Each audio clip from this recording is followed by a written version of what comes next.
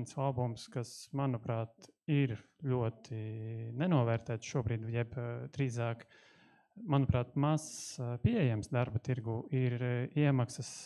pensiju fondos un tāda tipa labums varētu būt arī saistīts ar uzkrājušo dzīvības apdrošināšanu, bet tur šobrīd varbūt tas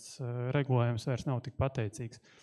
Un, jā, arī mani kolēģi no SEB Life taisīja aptauju tieši darba ņēmējiem, ko viņi novērtētu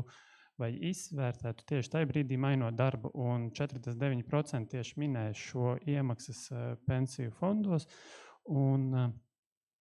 tur bija ļoti interesanta tendence, ka tas nebija tikai, teiksim, darbinieki jau lielākā vecumā, bet tur arī tieši jaunieši, jā, jo it sevišķi tā kā jaunieši, manuprāt, šobrīd pieejams ļoti daudz informācijas par to, kā strādā fondi, akcijas un tā tālāk. Viņi jau saprot, ka šobrīd sākot veidot to kapitālu no darba devēja puses, tas pensijas vecumā var rezultēties patiešām sakarīgā apmērā, jā.